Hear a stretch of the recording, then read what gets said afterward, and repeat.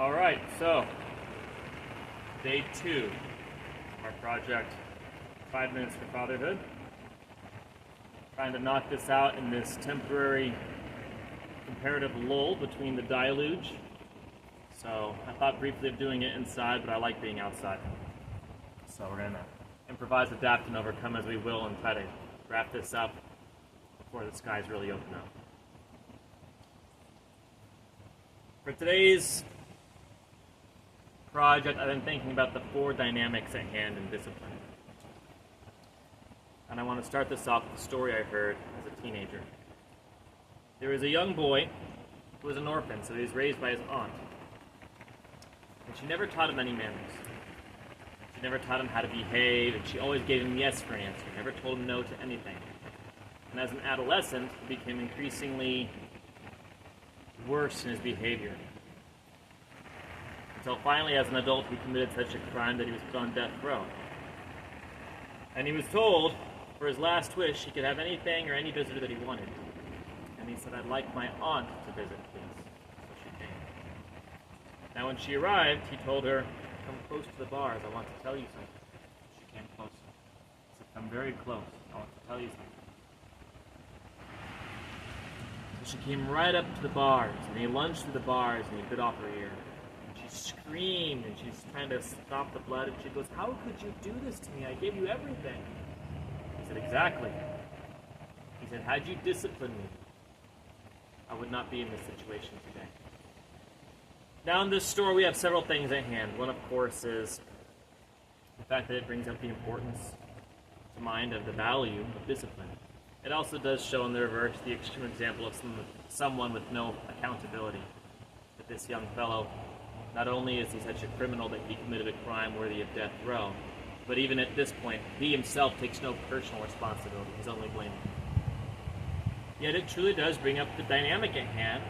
That's every parent's quandary of how much discipline. Is this too much discipline?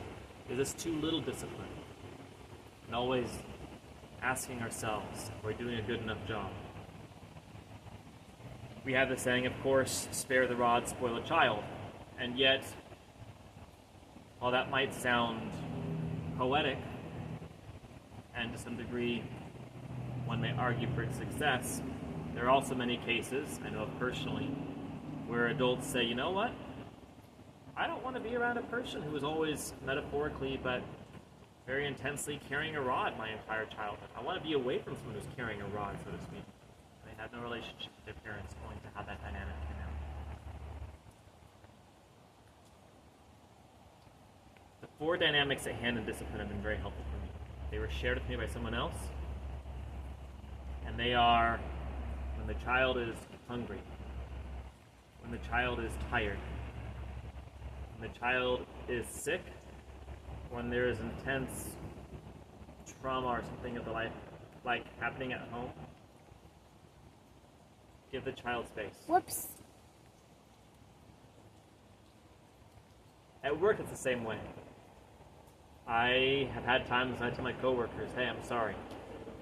I was short with you today. I was very tired." Or, "Hey, I'm sorry. I've got a lot going on at home. I was short." And I found that when I have the same attitude in regards to discipline, it takes up a huge weight of, am I disciplining too much or too little? Of course, we have the dynamics. Am I shouting, not shouting?